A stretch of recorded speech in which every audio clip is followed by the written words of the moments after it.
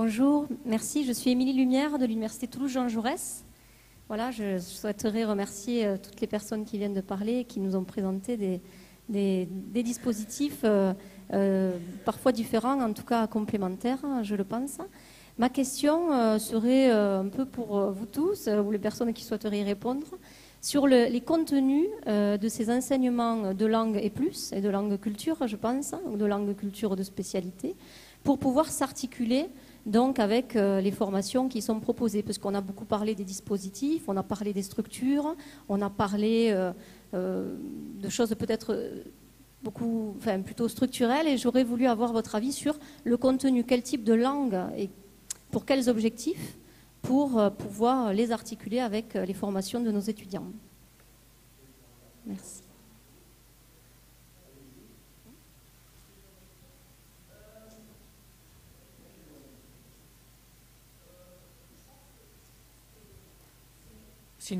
C'est une question à laquelle on ne peut pas répondre de manière globale parce que ça dépend beaucoup du niveau.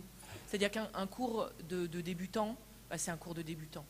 On peut pas, c'est pas vrai qu'on peut faire en A1 ou en A0, qu'on peut faire vraiment de la langue de spécialité. On essaye de développer de la communication, etc.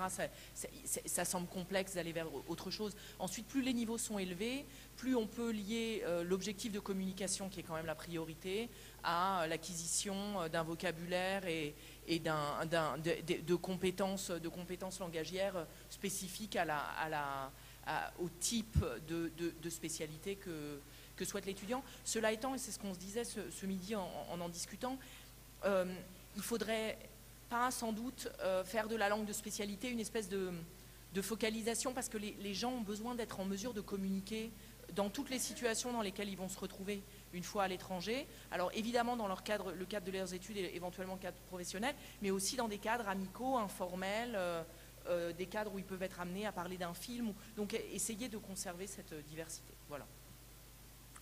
Merci. Est-ce qu'il y aura d'autres questions? Oui, je vous en prie. Allez-y.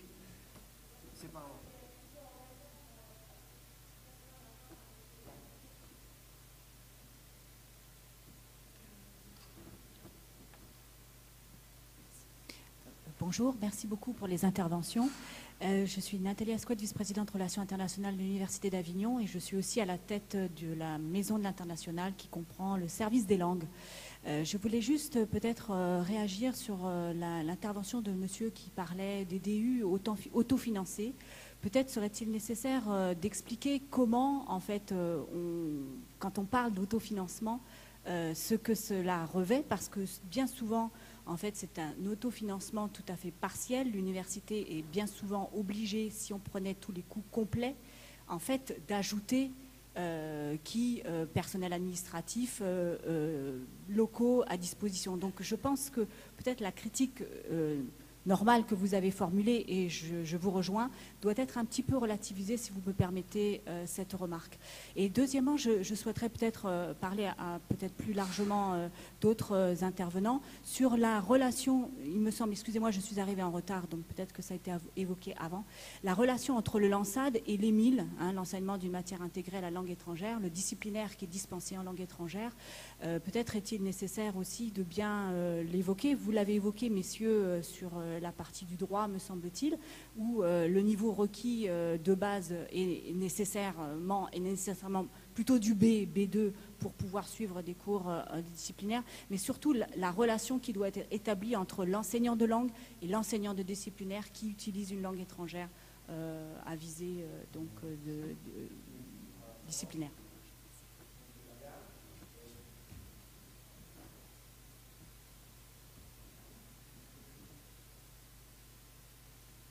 Oui, puisque vous m'avez interpellé sur les coûts, effectivement, l'autofinancement est surtout au niveau de la rémunération de l'enseignant. Voilà. Vous avez raison que les coûts globaux ne sont pas pris en compte.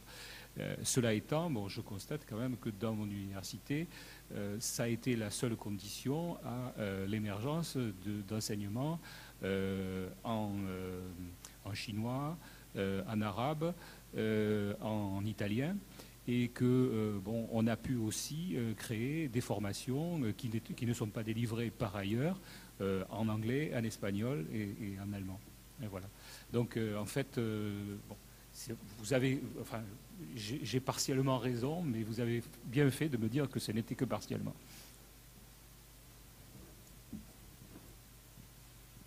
Bon, s'il n'y a pas d'autres questions pressantes, la dernière pour qu'on puisse quand même terminer à 15h30 et faire la place à la table ronde, à la prochaine table ronde. Alors, je ne sais pas si c'est une question intéressante. Brièvement, s'il vous plaît. Oui, oui, rapidement. Pour Madame Hermès, déjà par rapport au camembert self que vous avez montré, j'utilise ça à Nice sur 3000, 4000 étudiants. On trouve exactement la même chose. C'est-à-dire que le gros des troupes, à 70%, c'est autour de B1, B1-, B1+, etc.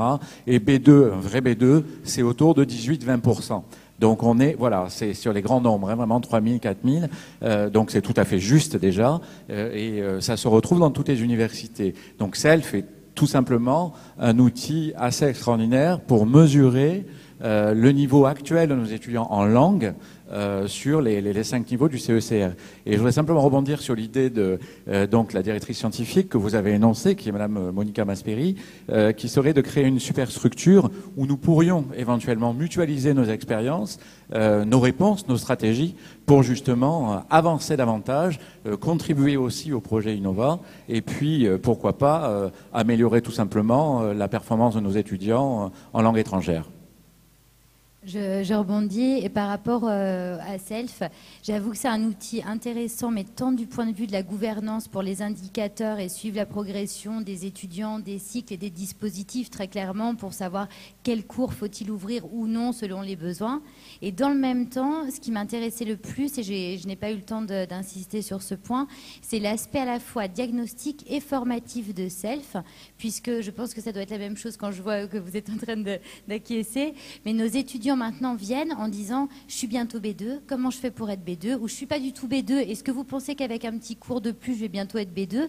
Les étudiants ont aujourd'hui une prise de conscience du B2 et de façon personnelle et personnalisée qui nous a changé et qui a fait que la Maison des langues a pu aussi s'étendre dans les composantes, puisqu'aujourd'hui, je le dis, hein, mais de temps en temps, les collègues entre eux, les référents Maison des langues, font des concours pour savoir qui a le plus de B2 cette année, et ça crée une émulation avec évidemment toute une dynamique derrière.